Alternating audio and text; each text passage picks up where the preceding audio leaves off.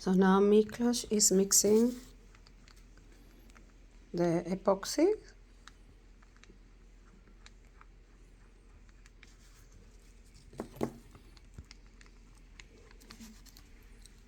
And the crystals have been painted with a black Sharpie.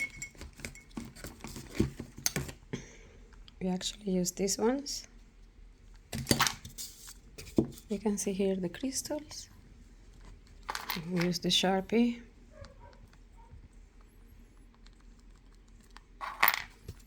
Big black pouch. They'll be glued.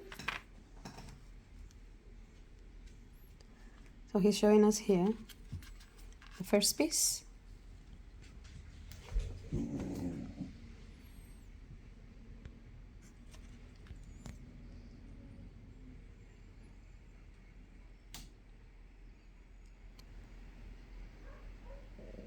And onto a piece of doublet.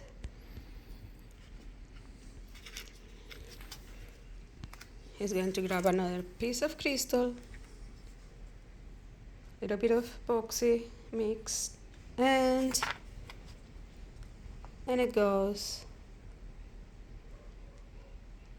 onto the pouch. the pouch. Can I? Whoops. So here it is.